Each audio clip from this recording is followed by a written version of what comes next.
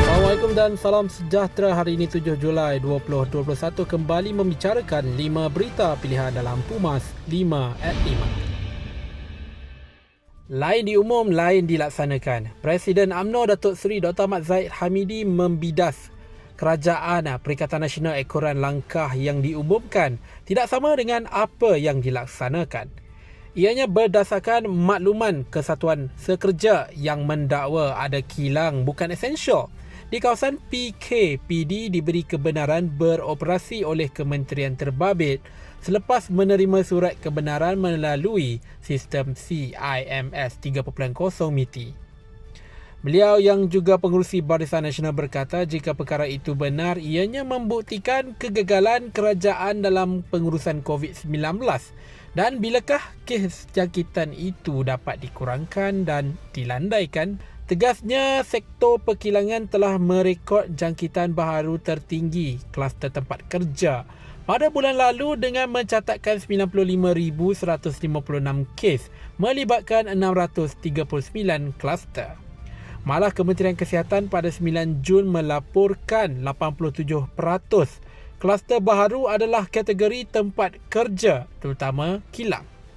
Pemuda UMNO Malaysia menggesa agar polis diraja Malaysia mengambil tindakan terhadap ahli Parlimen Iskandar Puteri Lim Kit Siang di atas posting Facebook beliau tentang kerajaan Allah yang menghina Islam.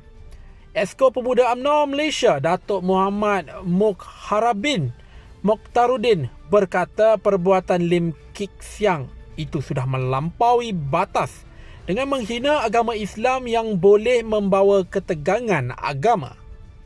Jangan kerana anda ahli parlimen, anda boleh sesuka hati membuat kenyataan yang menyeleweng dan menggugat ketenteraman awam.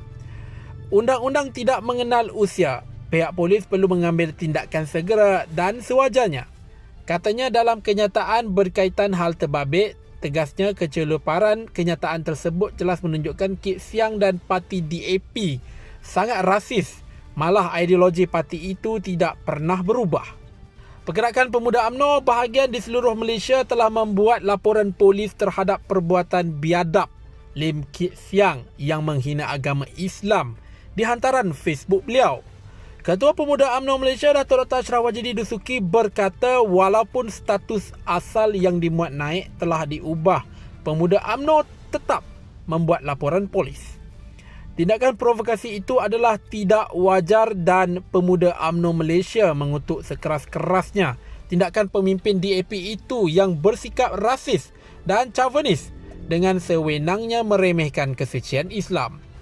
Tegasnya hantaran dan kenyataan biadab itu secara tidak langsung telah mengundang, menghasut dan menyebabkan keadaan tidak harmoni, kebencian dan prejudis kepada institusi agama Islam di negara ini.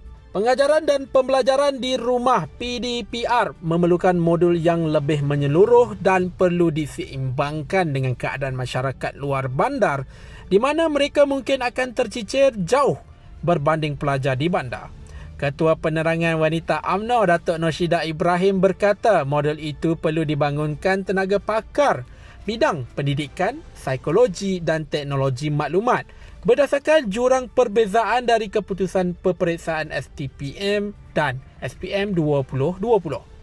Daripada keputusan tersebut, kerajaan dan Kementerian Pelajaran perlu memberi penekanan terhadap sistem PDPR bagi pelajar luar bandar dengan mengambil kira pandangan mereka yang terbabit bermula dengan murid, guru dan ibu bapa. Menurutnya dan selepas 63 tahun merdeka, masih ada 600 sekolah daif dan beratus lagi kekurangan prasarana serta kemudahan pembelajaran. Banyak sekolah di pendalaman tiada kemudahan elektrik dan masih menggunakan jana kuasa. Ini antara punca utama mewujudkan jurang pendidikan. Pemuda UMNO berharap kerajaan dapat mengarahkan bank-bank memansuhkan atau waive faedah terakur sepanjang tempoh moratorium yang ditawarkan. Ketua Pemuda UMNO Datuk Dr. Ashraf Wajidi Dusuki berkata ini kerana tawaran moratorium 2.0 hanya sekadar melepaskan batuk di tangga yang kononnya prihatin mendengar suara hati dan memenuhi segala tuntutan rakyat. Sedangkan Bank Negara Malaysia telah membuat kenyataan bahawa moratorium akan menambah kos keseluruhan pinjaman yang akhirnya membebankan rakyat juga. Dr. Ashraf berkata seharusnya ketika keadaan rakyat yang amat susah, perit, tertekan dan terdesak ketika ini, kuasa dan kudrat yang ada seharusnya digunakan sepenuhnya untuk membantu rakyat. Manakah slogan yang dilaungkan bahawa kepimpinan Kerajaan Perikatan Nasional sentiasa prihatin dan cakna dengan permasalahan yang dilalui oleh rakyat ketika musim pandemik COVID-19.